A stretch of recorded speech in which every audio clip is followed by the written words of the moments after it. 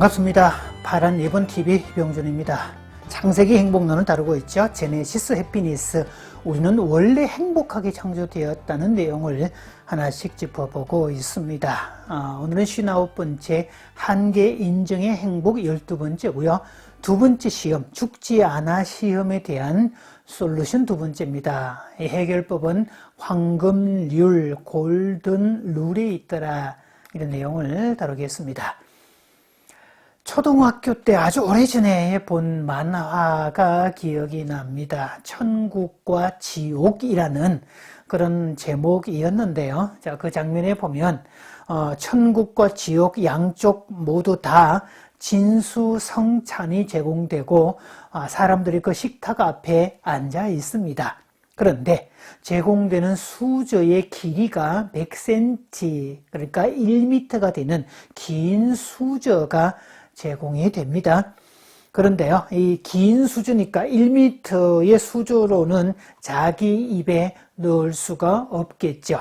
자, 그래서 지옥에 있는 사람들은 다 음식을 먹지 못해서 뼈만 앙상하게 남았고, 거기서 서로가 먹겠다고 다 치고받고 싸우고 고함과 폭력이 난무하고 있는데, 천국에 있는 사람들은 얼굴빛도 좋고 살도 통통이 잘 쪘고 웃음과 이야기꽃을 피우고 있는 그런 장면이었습니다.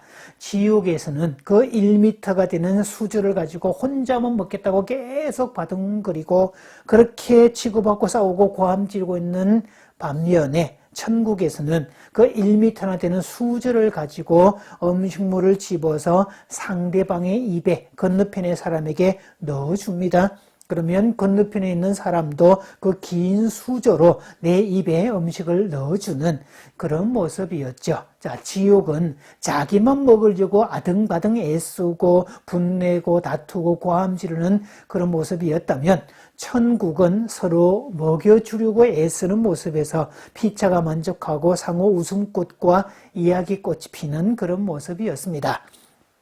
아마 이 천국과 지옥을 묘사하는 데 있어서 정말 탁월한 지혜를 발휘한 것 같은데요. 이 천국과 지옥을 만드는 주체는 당사자라는 사실을 일깨워주는 만화가 아닌가 싶습니다.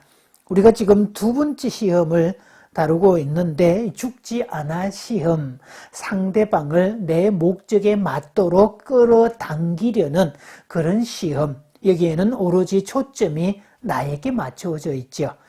그래서 이 에덴 동산에서 아담과 하와를 시험한 내용도 그렇지만, 마태복음의 두 번째 아담인 예수님을 시험하는 장면에서도 뛰어내려 봐, 그래도 죽지 않을 거야, 발이 땅에 닿기 전에 천사를 보내서 너를 보호해 줄 거다라고 말하는, 그래서 예수님의 해결법은 자신의 뜻에 맞도록 하나님의 뜻을 끌어당긴 게 아니라 하나님의 뜻에 자기를 맞추는 방식으로 대처를 하죠. 그러니까 주 너희 하나님을 시험하지 말라라는 내용으로 대처를 합니다. 그러면 둘째 시험을 다룰 수 있는 방식은 황금률에 있다라고 볼 수 있죠. 자, 이것은 마태복음 7장 12절에 나오는 말씀이죠. 그러므로 누구든지 남에게 대접을 받고자 하는 대로 너희도 남을 대접하라. 이것이 율법이요 선지자니라. 자, 받고자 하는 대로 먼저 대접하는 것, 모든 율법과 선지자에 다 요약판, 함축하고 함축하면 다 거기에서 드러난다라는 뜻이 됩니다.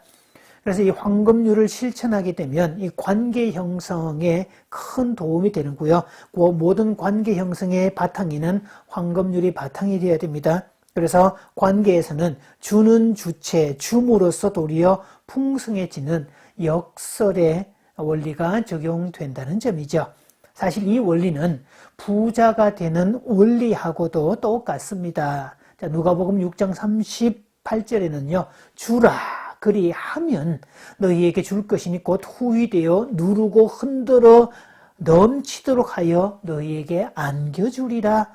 너희가 헤아리는 그 헤아림으로 너희도 헤아림을 도로 받을 것이니라 라고 이렇게 설명을 하고 있습니다. 그런 면에서 보면 신앙을 얘기할 때 하나님이라는 존재는 늘 주시는 분이고 줌으로써 도리어 늘 기뻐하고 행복해 하시는 그런 분이라는 사실이죠. 자, 그런 면에서 창세기의 천지 창조는 그 수혜자가 인간인데 모든 것을 창조하시면서 수혜자 인간에게 줄 것을 기뻐하신, 그래서 주고 싶어 안달난 하나님의 이야기가 창세기의 내용이라고 볼 수 있겠죠. 그리고 성탄절도 인간에게, 타락한 인간에게 소망이 없을 때, 즉 구원자 예수 그리스도를 구원자로서 자신의 아들을 보내주신, 그럼으로써 인간에게 구원의 길이 열린, 드디어 구출의 소식이 전달된, 그래서 성탄절에는 사람이 기뻐했지만 그보다 먼저 하늘에서 먼저 기뻐했더라, 이렇게 나와 있죠. 그래서 이 받는 대상은 어떤 조건에 구애받지 않습니다. 즉 주는 주체가 일방적으로 베풀어주고 일방적으로 사랑하고 일방적으로 이렇게 나누어주는 그런 관계에 있다는 거죠. 이게 황금률입니다. 그렇게 나누어주면 도리어 더 풍성하게 받게 된다는 역설에 있죠. 그래서 이 기독교라는 종교의 핵심은 하나님의 일방적 사랑, 일방적 짝사랑, 초점을 두고 있습니다. 그래서 인간의 어떤 조건이 없을 때, 로마서 5장 8절에 이렇게 나오죠. 우리가 아직 죄인 되었을 때 그리스도께서 우리를 위하여 죽으심으로 하나님께서 우리에 대한 자신의 사랑을 확정하셨느니라, 이렇게 표현을 하고 있습니다.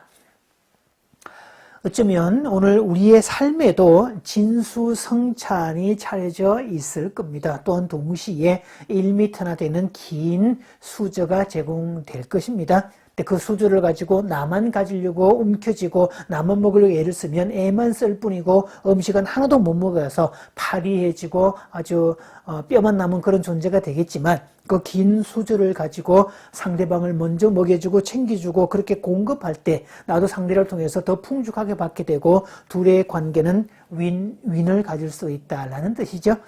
그래서 황금률을 실천할 때는 그것은 천국이 되고, 황금만 추구할 때 그것은 지옥이 될 수밖에 없다는 사실을 알아야 됩니다.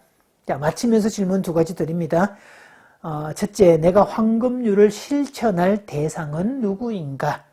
둘째, 주는데 도리어 넉넉해지는 이유는 뭘까?